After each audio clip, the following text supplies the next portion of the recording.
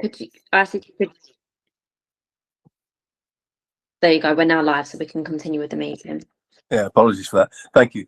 Okay, so agenda item 7, application for a premises license, Raleigh Chapel, 138 Church Walk, London N16 8QQ. Do I need to do that again? Yeah, I'll do it again. Yes, if that's okay. Okay. Agenda item 7, we've hit, folks. Application for a premises license, Raleigh Chapel, 138 Church Walk, London N16 8QQ. We'll just do introductions. We can go through the hearing procedure as well again, for those of you that sort of missed it the first time round. So I'm Councillor Smith, Chair of Licensing, also Councillor Stoke Newington Ward. Councillor Kennedy. Councillor Chris Kennedy, Hackney Wick Ward. Thank you very much. Councillor Patrick. Councillor Sean Patrick, Kings Park Ward. Brilliant. Thank you. Amanda. Amanda North from Legal Services, supporting members. Thank you. Okay. Suba. I'm Subhash Sriramana, Principal Licensing Officer, and I'll be presenting the report. Thank you. Fantastic. And we've heard from Jessica. Jessica's our Governance Officer. Thank you, Jessica. And Monsieur is our IT person as well. So thank you, Monsieur, for all you do. Jessica, I might miss out some people because I can't see them all on my screen. So just let me know if I do. So we have, and I just want you to nod with this question. We can refer to you via your name, which is kind of on the screen, or as a code, like say C1 or C2 or whatever. So if you're happy with me using your name, just nod. Fantastic, great. I presume that applies to M as well, up there, the applicant. Okay, so I'm just going to use your names then. So let me call Sally Hall. Just to introduce yourself very, very briefly. Oh, hi, yeah. Hi, everyone. I'm Sally. I'm a local resident. Okay. I live very close to the chapel. Brilliant, thank you. And I think Natalie is our Governance Officer who's observing today, I believe. Is that the case? Yep, just nod. Is that the case, Natalie? Yes, she's just observing today. Okay, brilliant. Excellent, thank you. Yeah, thank you, Natalie. And then I have Niall. You're the solicitor, Niall, is that correct? Yeah, that's correct, Chair. Solicitor for the applicant. Fantastic. And then on the screen, I've got Ashley. Yeah, hi, I'm here with my wife, Deborah. We are residents of Church Walk, number 141. Okay, thank you. Very nice to see you. And Jessica, any others on the call that I'm not seeing on my screen? Yeah, I believe that's everybody that we've introduced now. And I think, am I allowed to say it, Miriam? Would you like to introduce yourself quickly? Thank you. Hi, yes, it's Mariam. I run Raleigh Chapel. Okay, brilliant. Thank you very much. Okay, so I'll just go through the hearing procedure for those of you who didn't see it first time round, just very quickly. It works in steps, 5-minute steps. Step 1, election of chair. We've done that. Step 2, licensing officer will outline the report over 5 minutes. Step 3, the applicant will present their case. Then there'll be responsible authorities, in which case there are none because environmental health withdrew, and their submission is at 8.1 in the pack. And then we will have other persons, again, 5 minutes each. We'll move into a discussion phase over 5 minutes. That's step 6. Step 7, closing remarks. Step 8, final points of clarification, and then we're done. So if everyone's happy with that, we can move swiftly on and invite the Principal Licensing Officer, please, to outline the report for Raleigh Chapel, 138 Church Walk. Thank you.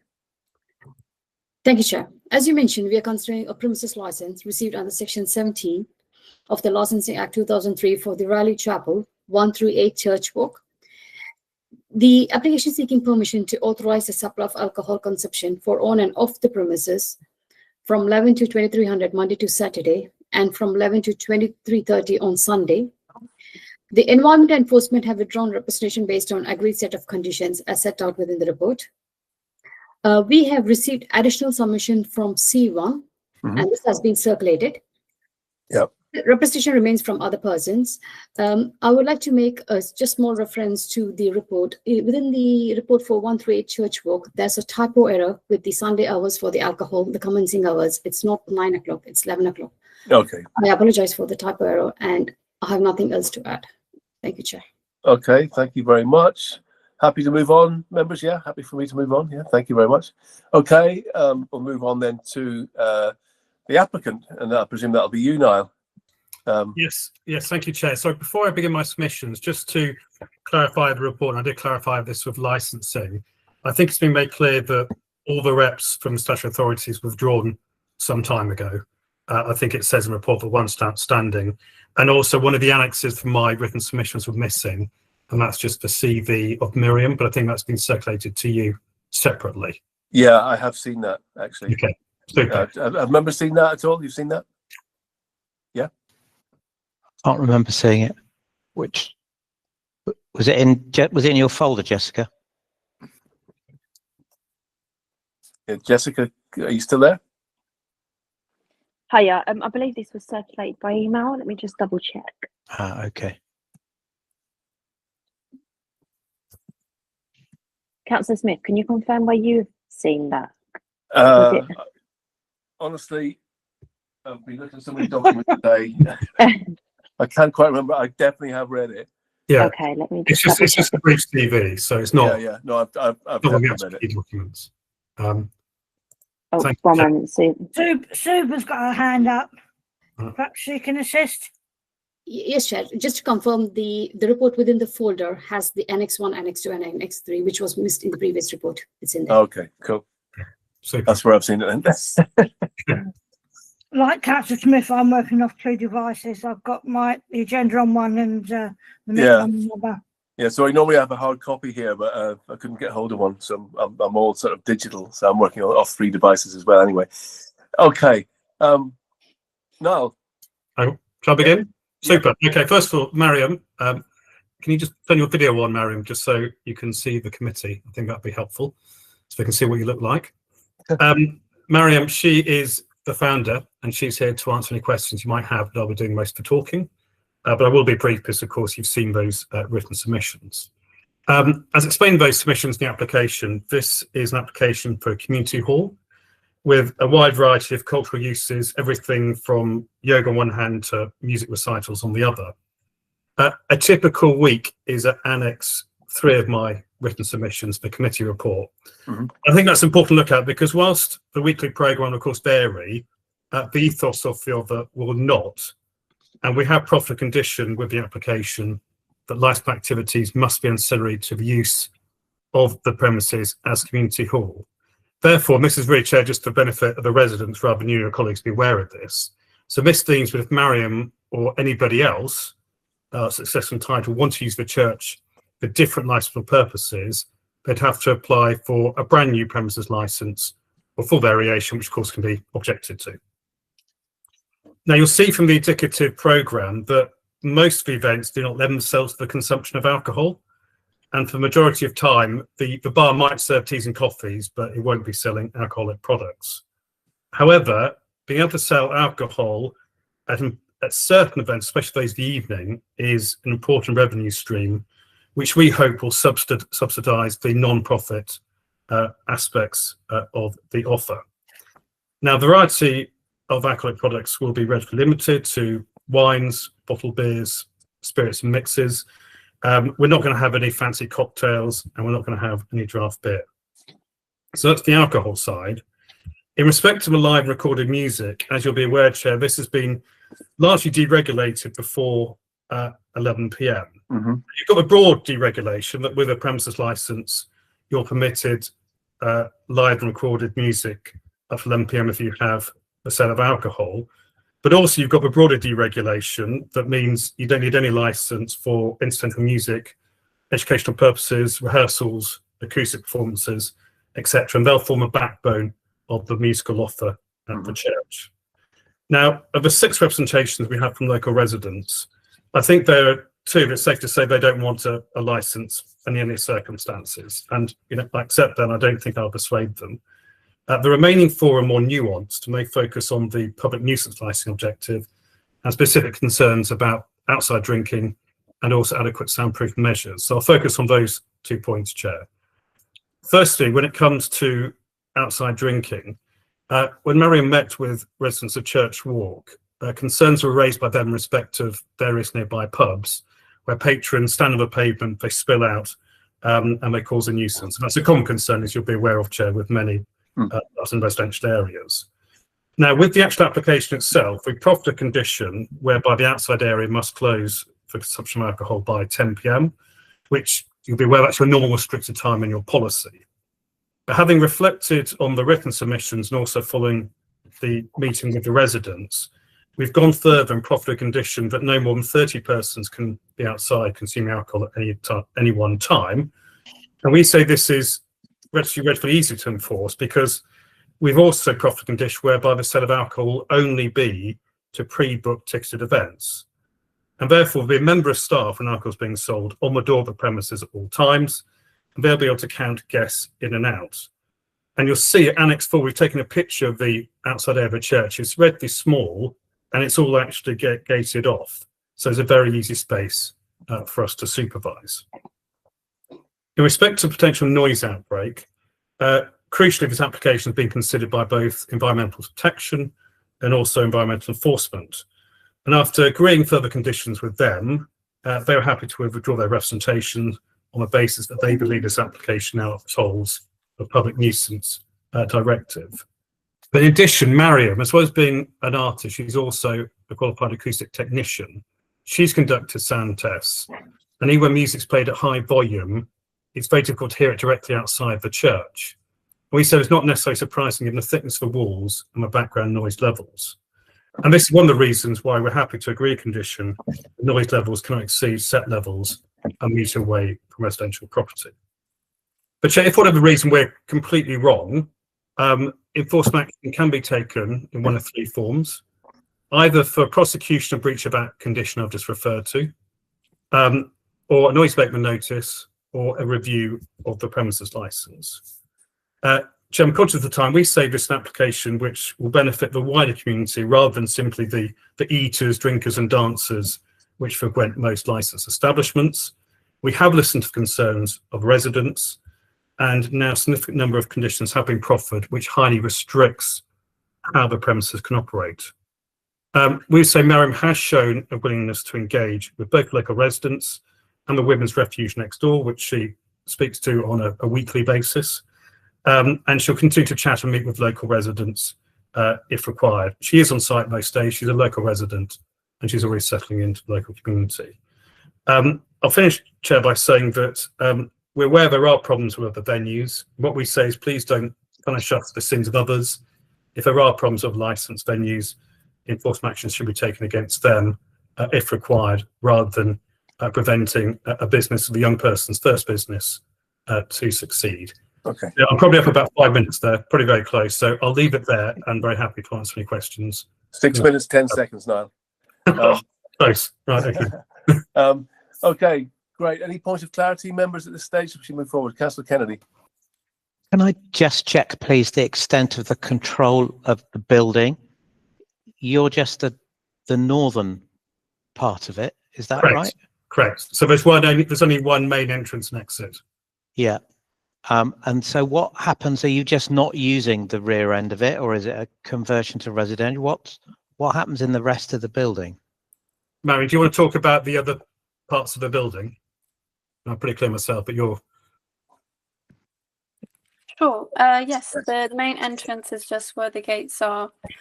We've actually opened up a second door that was previously blocked off as an office, so there's more entrance and exits at that very front area, and the sides will not be used by us. The basement will be used by a friend of mine who will do sort of architecture research, and she will be sort of putting planters on the sides, but we will not be using that for our sort of cultural space. It won't be part of our demise. Okay. Exactly. Any other points of clarity at all? Councillor Patrick? Yeah, sorry. Can I just double check? I've looked at the plans. The only outside space is the area around the front steps by the entrance. That's correct, Councillor. It's like a V shape. Yeah. It's all railings, so it's fully contained. It's not very large. I've seen the building in the past. Many years ago, I lived not far away, but I've walked past it quite in the recent times. Thank you.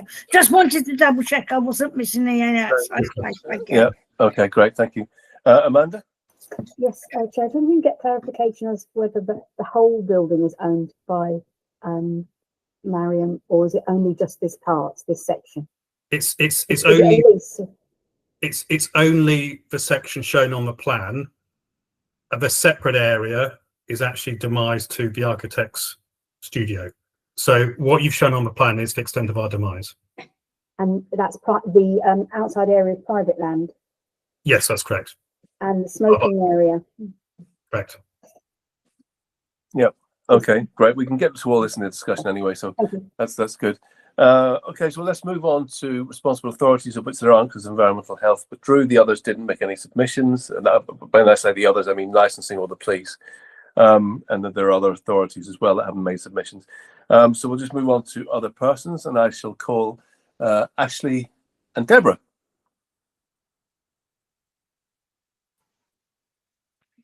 Hi, everyone. Hi. So we totally support the plans for the church and think it's going to be a really good community space. We think the proposed timetable looks really good, and we as residents probably would be, looking to use that ourselves. We can see from the timetable that an outside license for alcohol isn't part of it, isn't really a necessary aspect of stuff that goes on the timetable. So we do query the relevance of having an outside and off license being allocated for this type of timetable. Our understanding from the plans is that the hire of the church can be used for private events, parties, etc. So that's not included on the timetable. So this is kind of our only concern, is basically because we're literally on the same road as the church, and if you have 29-30 people outside drinking till 11:30 in the evening, that's a significant amount of noise and disruption, which this residential area hasn't got. So there's cafes in the area on Albion Road. They don't have an outside license as far as we know. We hear a little bit of noise, but there's no alcohol involved. So our only concern is that when alcohol is in play, the noise increases, and we're literally opposite the church, so we're concerned for that noise. So we think that it would be reasonable to obviously have alcohol as part of the revenue stream, but we're not quite sure why it has to be included for outside the church. Okay, great. We can get to that in the discussion as well. Thank you for that. It's very helpful. And Sally Hall, would you like to come in? Hi everyone. Yeah, I'm quite late to this sort of party, if you like. I live on Albion Road, just part of the strip with the listed buildings, so not far, but I just wasn't aware of any residents meeting, and I haven't had a lot of information, so bear with me. I have read through the pack. I mean, my main concern is disturbance as well. Looking at your weekly programme, it sounds delightful, looks lovely, I don't understand why a 7-day-a-week alcoholic licence is needed for that weekly programme. It just doesn't align. And I think also because this is, I mean, I've lived here for 20 years. I'm a creative. I've enjoyed Hackney's, it's nightlife. I've grown up, I've matured here, whatever.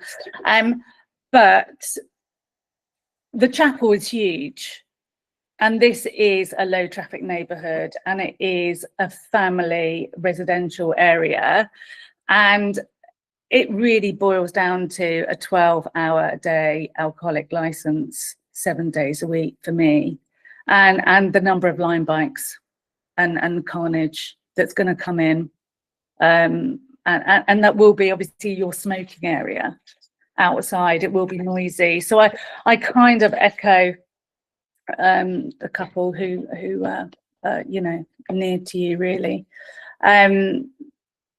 Something doesn't add up with the license. It doesn't need 7 days a week.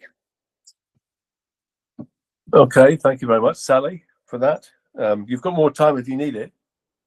No, I think that's, I mean, you've mentioned the women's shelter. That was a concern. They're vulnerable women, many who have addiction issues. They're not under house arrest, so they will be, you will have visitors. And I think there's a duty of care there. And there are many local schools.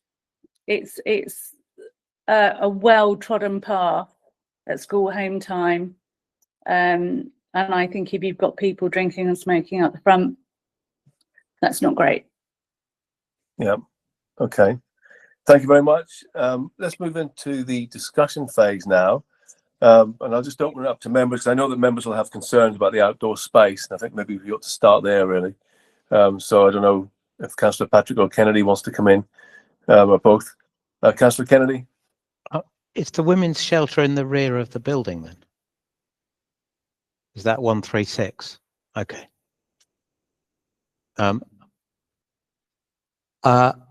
I think this is actually a question for the licensing officer, really. The alcohol only sold to ticketed events.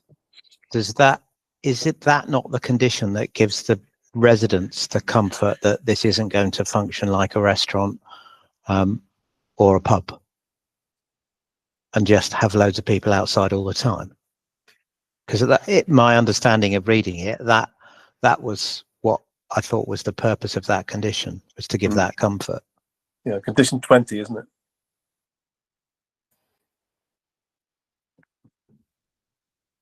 Yeah, no, maybe you want to come back on that point. Yes, exactly. I think that's spot on. I mean, there's two conditions which stop it morphing into just a general bar. Firstly, that condition that it's only at pre-booked ticketed events. So, I mean, nobody is going to do a pre-booked ticketed event for every hour God sends. The reason we've asked for a flexible license is most of the events requiring alcohol in the evening, but you might have an art installation where it's sufficient. There's sufficient demand. You want to sell a bit of alcohol during the day, some glass of sparkling wine when you come in. But it's that condition that really limits it, and also the condition that licensed activities got to be considered for use of the community hall. So if it were to morph into if this was an application for a bar, those conditions wouldn't actually fit, and we'd be prosecuted. In terms of the Chair, do you want me to talk about the broader issues, such as the women's refuge? Well, Councillor Kennedy, you'd want to sort of direct the conversation here. I think that would help, because that's the main concern of residents, the potential disturbance in the evening. And I just want to examine whether we think those conditions will save it.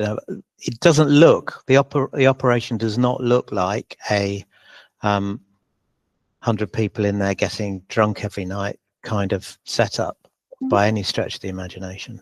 Good. I mean, I'm pleased you say that. In terms of, I'll come back to the women's refuge, but if I talk about the outside area, now, because alcohol will be only actually sold at pre-booked ticketed events, people are there predominantly to actually listen to a performance, go to a recital, look at the art, etc. So it won't be people just hanging out for hours, drinking, chatting, and making a noise. However, when you do have a recital, often people like to have a glass of wine beforehand, and also during the interval, the intermission. My local theatre I go to, I sit through an hour and a half. If I have a pre-booked drink, I like to go outside on the terrace because I like to get a bit of fresh air before actually going back inside. So it's mainly for people to have a drink before, let's say, the recital, and also drink in the intermission. It's only till 10 p.m. in any event. So if it's a later evening event, the outside area will be closed for drinking by the time that recital has finished, for example.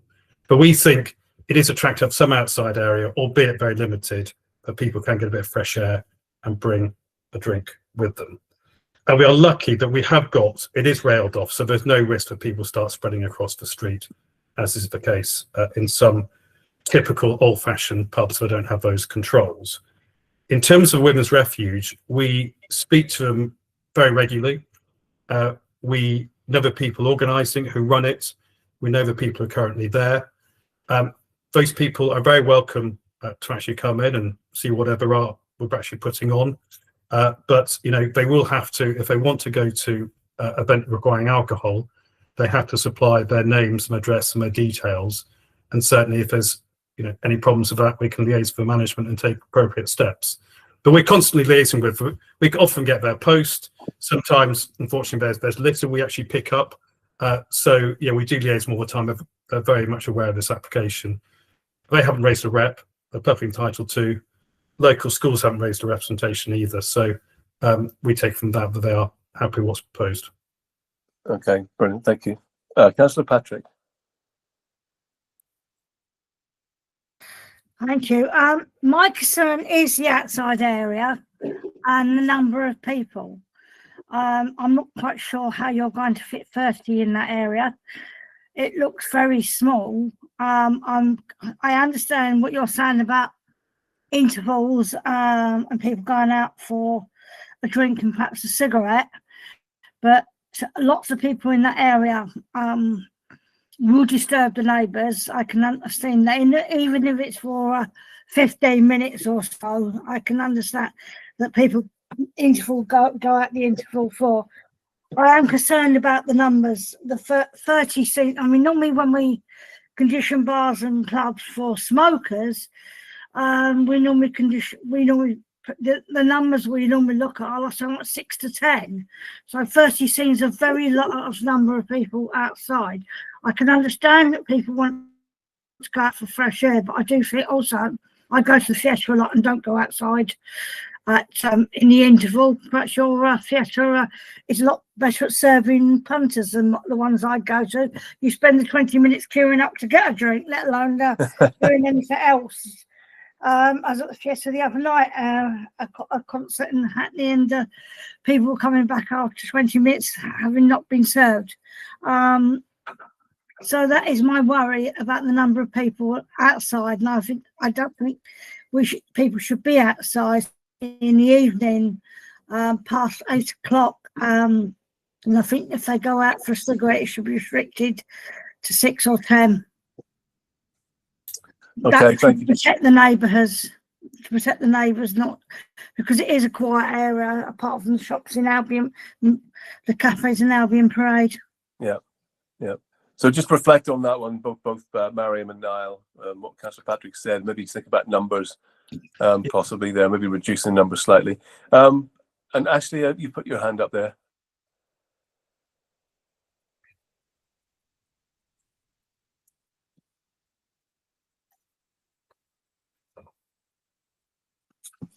Oh, sorry, we're having trouble unmuting.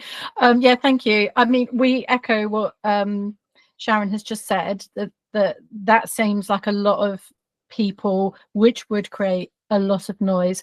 The other issue that I'm not sure if it's been covered is the fact that the hall can be hired for private events and parties. So that's not listed on the timetable. I think the timetable's great, and I think all these things and everything sounds very reasonable, but because you're applying for a license that you could do all these things that aren't listed on the timetable, this is our worry. So if someone hires it for a private event and decides that they're going to have a whole bunch of people outside for a number of hours drinking and smoking, that's a party. And so in theory, you could do that in the hall every Saturday night because it's going to be a great revenue stream. So I guess this is the concern, that we don't have, once that's been granted, you have free reign to hire this. And this is what happens to the local pubs. The Lonsborough gets hired every weekend in the summer months for a wedding. And venues like this are hard to come by. So, it's the stuff that, we worry about that's not in the timetable. Yeah, and also the kind of the smoking area, if there is one sort of thing, the limits on the number of smokers as well. We'd be kind of maybe keen on that. So maybe, I mean, if you guys want to go off and have a little chat or whatever, then you can do that. We've cheated, Chair, and chatted over WhatsApp. I can look at the screen and just about type at the same time. So in terms of use of outside areas for drinking, I would push back and say that there are hundreds of applications for all sorts of licensed venues in residential areas which are permitted to have outdoor drinkers. I wouldn't say it's the exception at all. However, I do understand that there can be concerns. We thought 30 was a reasonable limit, but if there's concerns, Chair, we would much prefer to have a slightly more controlled outside area for drinking rather than none at all. Mariam has suggested 20 to me, which I think is a significant cut, and hopefully that is a useful compromise.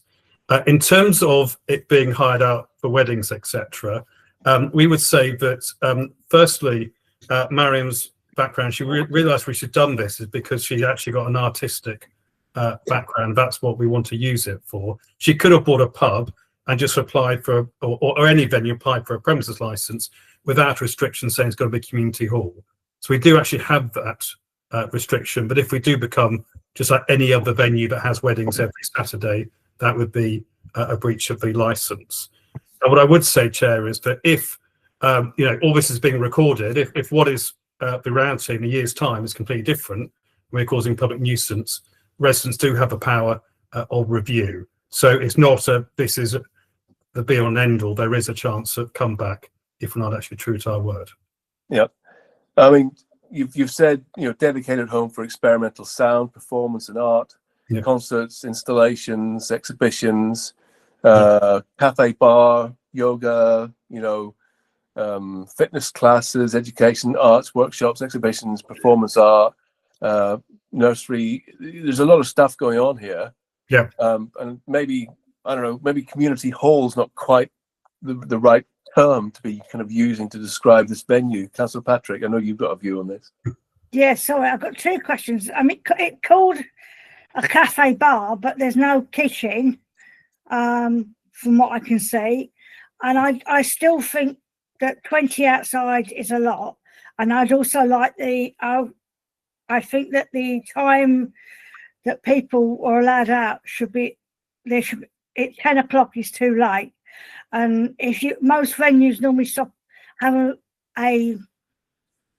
their interval around 9. So I think 9:30 should be the latest that people should be outside.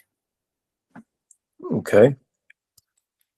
I really, I mean, if you prove to the local residents that even having people at 20 people or whatever it's outside to 9:30, you don't create a nuisance, and you can always come back and ask for a later hour. But considering this is a new venue, and residents are worried about the breakout of noise from people outside, then I would suggest that you curb your outside area, so to appease local residents who are worried about this. And I can see that although you say you're not going to have these parties, I don't speak to Amanda about conditions, but I suggest whether we can condition it so that the outside numbers are there for every use, rather than just when the license is in use. I don't know when you're talking about parties, whether you're going to sell, people will be selling alcohol, or whether they will be bringing their own alcohol in, or whether you'll be selling it in a mass lot to the people running the party, and how that's going to work. But I can see that residents are worried, and I just want to make sure that residents are protected. I think, Chella, we want to work with the local residents. We say it's community hall because it's for the community, and if it is a concern in terms of a 10:30, we would happily accept a 9:30 and a 20 limit, and then come back to you at a later stage. In terms of the people outside, the condition is currently worded so it's only for people drinking alcohol. So unless it's a pre-booked event where people are given their details, that condition wouldn't apply. I think during the day, if it was a baby and toddler group, we would like people to be able to sit outside and have a coffee there in the sun at 2 o'clock in the afternoon. I don't think that's particularly controversial. No. In terms of the term community hall, people, even when they think they're behaving, get very loud when they're drinking alcohol. I mean, what I would say is where sometimes pubs say the outside area is supervised, it's only supervised when somebody goes out to do pot collecting. here we will actually have somebody standing on those steps, looking down at those 20 people, supervised at all times, because of the clicker clicking people in and out. So it's generally supervised, opposed to it's supervised only when people come out to pick up classes. Okay, fantastic. Great. I was going to ask you a question there. What was it? Oh yeah, dispersal policy. Have you thought about a dispersal policy? Because obviously the capacity is 200, which I presume was risk assessed by the fire brigade. Is that right? Those numbers? Yeah, those numbers, we're having another fire risk assessment done as well to reflect the works. We have got a dispersal policy. It wasn't asked as a condition, so it's not a conditional license. I'm not sure. Mariam, are you able, Chair, do you want us to, I can assure you we've done one. Do you want to see us sharing the screen so you can actually see it? Or well, it'd be good to kind of submit that to the local authority. Yeah, we can do that. I'm very happy to have a condition saying we need some. I just think it's useful to have something written down, Mariam, so you know kind of exactly what you're dealing with, because 200 is quite a lot, and obviously the idea of kind of staggering, soft closure and all that kind of thing, turn the lights down, whatever, get people ready to go. It just makes a difference.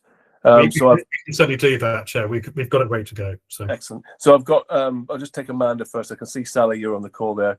Got your hand up, but Amanda, do you want to come in? Yes, Chair. You don't need a condition to submit that risk assessment to the licensing authority because it's required under legislation. Yeah, but the dispersal policy is what I mean. Oh, the dispersal policy, yes. There's a condition for that. Yeah. Yes, thank you. Excellent. Okay, Sally. Hi. Yeah, thank you. Yeah, about the dispersal policy. This is one of my major concerns, given the capacity is 200 and it will be very popular at the weekends. I'm lucky enough to have a lime bay directly outside my windows. Single glazed, listed, no soundproofing. So I'm trying to get it moved, as is my neighbour. If not, 200 people leaving, at midnight and crashing around on line bikes outside my window, it's not going to make me a happy bunny. So, what is the plan? There is no train station. Everybody comes in on these green machines.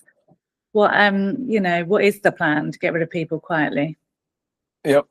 I'm not going to answer that question. Well, what I will say is that basically those line bikes and Voi will have to be parked in designated spots in future because they've just done a new contract, so that will stop them littering the pavements. Obviously, if you can get yours moved, if it's already a designated space, then that's going to benefit you. But we absolutely take your point on this. So I don't know. It's a tricky one. If that's a designated bay already, Sally, is it already a sort of designated kind of space? It's a designated bay which is constantly overflowing because there aren't enough in this area. Obviously, that's a sort of goes beyond licensing, but it is kind of it's public nuisance kind of thing. It is a nuisance. And also, sorry to cut in, I know my neighbour, it's actually been positioned in front of like communal outdoor steps to flats, so it should be moved anyway. So I know that's sort of in discussion, but yeah, I am concerned obviously about people don't walk away on foot anymore. Yeah, well, just let's say you do get that removed, let's just put that there. If you do, then there'll be another designated spot somewhere else, which will be away from you, so it won't be like people just like dropping them on the pavements anymore. Well, that's the theory anyway, and if they do, they'll be punished for it. But it's not strictly a licensing thing, but it is public. I know. It sort of ties in with the dispersal plan because it is a problem, obviously. And then just one other point about kind of maybe some regular meetings with residents, and the offer of like a regular meeting with residents, say, once every 6 months. It could be just, an email address so they can write in with any objections that they've got or any concerns, or you could just do it physically. It's kind of up to your hybrid or whatever way you want to do it. But I think some contact with the residents around there, because it is quite residential, would definitely sort of help the venue to kind of just have good relations, really. Yeah, Chair, I think what I think will work quite well with venues such as this is an obligation to send maybe a newsletter out if people provide us with details, telling people what's going on, we've got in the future. As part of dispersal policy, we're going to say that Mariam's going to have all her details available on the website. I sometimes find that when there are conditions saying you must have a residents meeting, sometimes you turn up and there's no need for one, and sometimes actually you need to have one 2 weeks after you've had the last one for whatever reason. So, Joe, I'll offer in your hands, but I think in principle we're very happy with what you're getting at. Yeah. Just on the kind of community sort of aspects, you have called it like a community hall, just to broaden it out a bit. Like in terms of, say, community, use, like say there was a group that wanted to have access to it, or maybe access to a storage space or something in there, or some kind of community-based function. Would it, I mean, apart from the kind of experimental sound and performance and the art stuff. I know. Let's say it's a local chess group, for example, just making something random. Of course, we'd look to accommodate them if at all possible. And I think this is part of the reason why we're wanting to sell alcohol, that we can actually have some revenue coming in. So we've got some ability to actually host these local groups, etc., where it's not going to really benefit us financially, but means we can do it. And still actually service the mortgage. Yeah, I mean, and just opening up the space for some groups that might want to have a film night about something or other, or Of course, yeah, definitely. I mean, that's why it's there. Yeah. Precisely. Well, that's good to hear. Members, any further questions at all? I think we sort of drilled down to 20 outside. Councillor Patrick's not overly happy with that number, but I don't know. We'd have to have a discussion about that. I don't know what about 15. I don't know how you feel about 15, Councillor Patrick. I'm just putting it out there. I mean, I know you want more, the more the merrier for you guys, but obviously we're trying to strike a balance here. So, Councillor Patrick, do you want to suggest a number? I'll be happy with 50. Okay. So now it's just down to you guys whether you think that you can work with that. But as you said before, if that doesn't quite work, then you can come back again and sort of review it, and then by then it would all have been tested and everything, and the residents would know what was going on and how it was all working and everything. So I don't know how you feel about that, because that would make Councillor Patrick a bit happier. Chair, can I just say that I'll leave it in you and your colleagues' hands? Okay, yeah, we can discuss it. Okay, brilliant. Okay, well, I think we've had a decent discussion. We've had 25 minutes, so apologies. Chair, I've got a couple of questions. Oh, sorry, Amanda, go on. Firstly, going back to the contact with the local residents, I appreciate they may not want meetings, but it's more in case there are complaints or concerns that people need to be able to contact. So I think a condition, at least, would be providing the contact email address and telephone number at the very least, so that if anyone has a complaint, I mean, I appreciate you'll do a new newsletter, but that won't assist anyone who wants to make complaints if they need to. Good idea, So there won't be maybe the pressure for the meeting. And then, Chair, I don't know if you covered the query about off sales. We've sort of been talking about that with the numbers outside, really, I think. No, we haven't. Okay, right, so just checking that you covered the off sales point, and also how many do they actually have for these ticketed events on average? Just out of curiosity. Sorry, did you say how?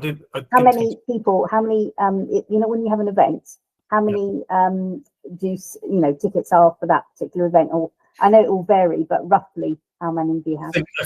It could be anything from 20 if it's a very niche event to we would look occasionally to actually hit capacity, but it all depends on demand. So it would vary enormously. I'd say the majority of events during the day we wouldn't actually sell alcohol. No, That's it. Thank you, Chair. In terms of the off sales, Chair, I think it's only off.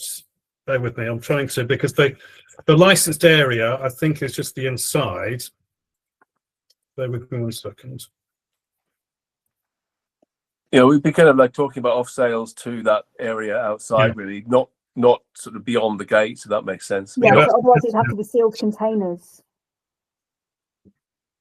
if it's going to be like an off license. Yeah. So off sales only about outside area. However you want to continue. There's so many different ways you can actually do it, but that's the intention. Yeah. That's perfect.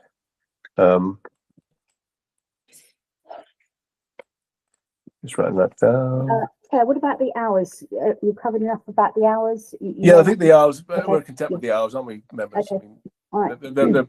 They're sort of They're core hours, really. In fact, they're less than core hours. Less quarter, Yeah. So I think that's fine. I'm just trying to think of any other questions that we might have. So we move on to closing remarks. So we'll start off with Ashley. Some closing remarks, reflections on what you've heard so far. How you feel a bit better about things now. Yeah, I think that's been really reasonable, and thank you, Sharon, for those suggestions. I think 15 and 9:30 is makes us feel that's going to be less of a disturbance to start with, to trial.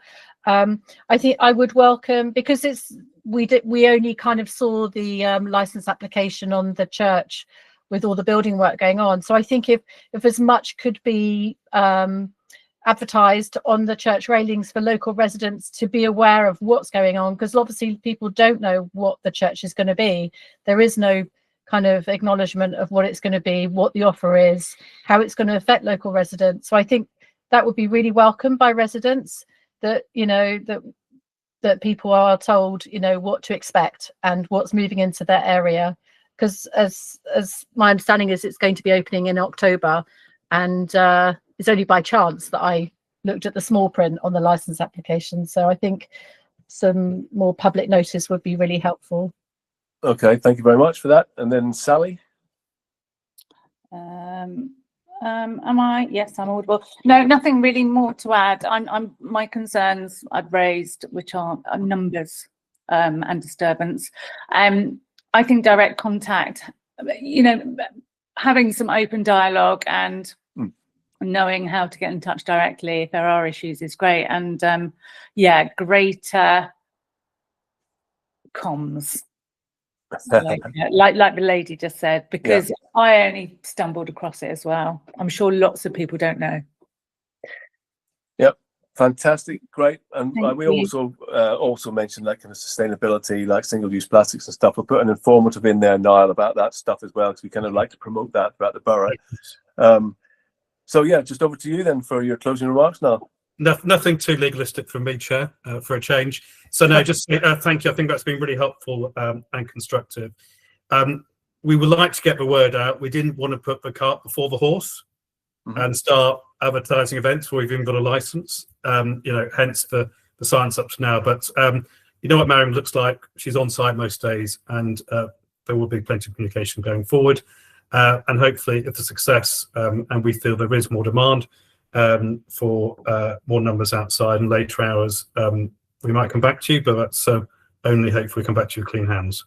Yeah. So, I'll leave it. Okay. Excellent. Okay, great. Thank you very much. And any points of final clarification from members before we close? No? All good? Okay, so I think agenda item 8, temporary event notices. There are no 10s to consider today. So there being no further business for consideration, this meeting has now come to an end. So thank you very much, everyone. Thanks, everybody. Thank you, Chair. Go on to have a nice rest of your day, evening. Okay, thank you. Bye-bye. Bye. Bye.